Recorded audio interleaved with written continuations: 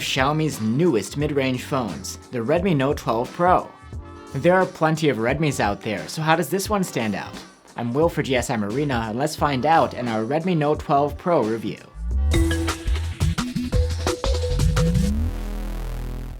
We've just gotten our hands on 4 new Xiaomi Redmi devices: the Redmi Note 12 4G, the Redmi Note 12 5G, the Redmi Note 12 Pro, and the Redmi Note 12 Pro Plus.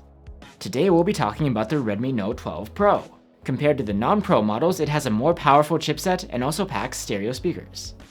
But compared to the more expensive Pro Plus, you don't get the huge 200 megapixel main camera here, and the charging is slower. The design of the Pro model is different from the Pro Plus as well. Here the back is completely flat, not curved. It's quite glossy and easy to smudge. Both models have a plastic frame. And all of the Redmi Note 12 series phones bring IP53 rated protection against dust and splashes of water. The display of the Redmi Note 12 Pro is a 6.67-inch AMOLED with a 1080p resolution, a 120Hz refresh rate, and Gorilla Glass 5 protection. It's pretty much the same display as the Pro Plus, but we measure the max brightness as a bit less here. It's still great though, 490 nits with a manual slider, which can boost to 890 nits in auto mode. Otherwise, you get the same bells and whistles here: Dolby Vision, 10-bit color, and HDR10+. The sharpness and contrast are great here, and the colors can be accurate depending on the settings you choose.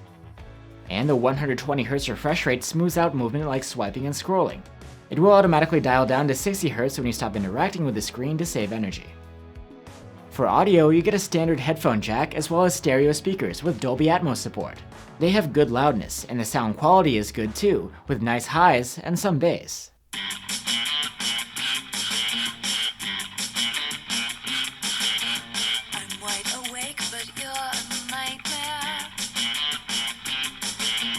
You can wake up and unlock the Redmi Note 12 Pro with a side-mounted fingerprint reader. And the phone comes with 128 or 256 gigs of storage on board, but that's not expandable through microSD. The interface of the Redmi Note 12 Pro is Xiaomi's latest MIUI 14 on top of Android 12. MIUI 14 is supposed to bring a suite of new features, but we haven't gotten those yet, maybe with a software update. What you do get here is very similar to what we've seen before on Xiaomi phones, but a bit more responsive thanks to some behind-the-scenes optimizations. You also get a remote control app for your appliances, since the phone has an IR blaster.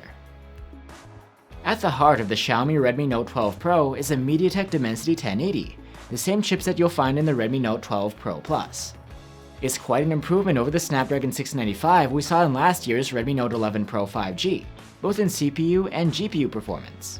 Overall, the scores of the Redmi Note 12 Pro are among the best in the mid-range class, and the performance is satisfying when it comes to both multitasking and gaming. The thermal management here is also great, with the Redmi Note 12 Pro acing our prolonged stress tests.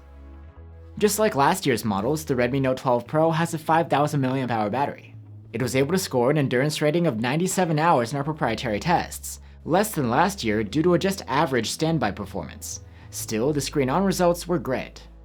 Unlike the Redmi Note 12 Pro Plus, which comes with a 120-watt charger, the Redmi Note 12 Pro only supports 67-watt charging. It's far from slow though. We were able to charge the phone from 0 to 78% in half an hour. Now we're on to the cameras. There's a 50 megapixel main cam, an 8 megapixel ultra-wide camera, as well as a 2 megapixel macro cam. 50 megapixels may seem like a downgrade from the 108 megapixels in last year's model, but with pixel binning, the end resolution isn't so different, and you get OIS this time around too.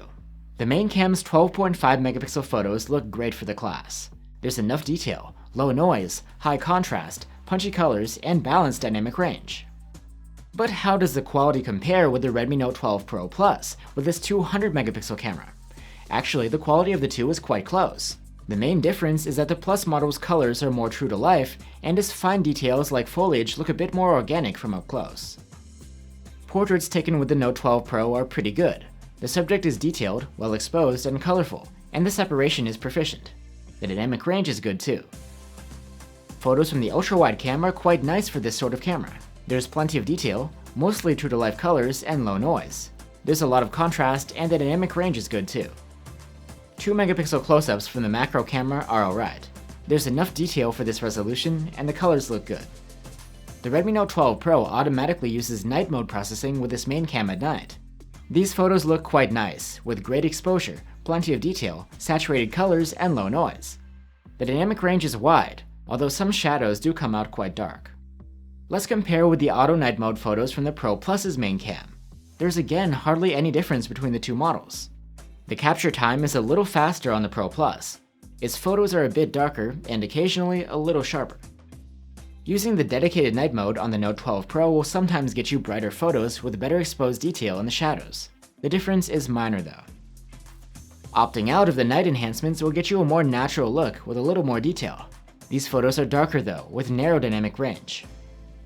Let's see the comparison with the Pro Plus. Again, the Plus model's exposure is a bit darker, but the photos have a more natural looking rendition. In low light, the 12 Pro's ultra-wide photos have a passable level of detail and color saturation. They are dark and noisy though, and the dynamic range is low. You can toggle on the night mode, which does improve the exposure, colors, and dynamic range. You lose a lot of detail though, and what's left looks smeared. The Redmi Note 12 Pro takes selfies with a 16-megapixel front-facing camera. These are likable, with great colors, high contrast, and an okay level of detail.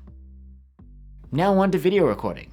4K videos from the main camera are impressive, with a high level of detail, a pleasant rendition, lively colors, and good dynamic range. The sharpening is maybe a bit much, but the footage is still really good. The ultra-wide cam shoots in 1080p resolution. The quality is great, with nice detail, low noise, accurate colors, and wide dynamic range. There is electronic stabilization, though not in 4K. Otherwise, it's always on, and it does a decent job in smoothing things out. In low light conditions, the main cam does a decent job with this video recording. There's a bright exposure and saturated colors, good dynamic range, and enough detail. There is noticeable noise though. So that's the Xiaomi Redmi Note 12 Pro. It's a nice mid-ranger all around, with a great screen and a decent chipset, fast enough charging, and good camera performance. We don't even miss the Pro Plus's 200-megapixel main camera, and this model is considerably cheaper too. The Note 12 Pro isn't perfect, but it's quite solid for the price and worth recommending.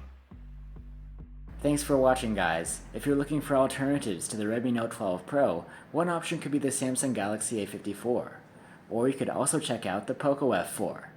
Let us know what you guys think, and I'll see you on the next one.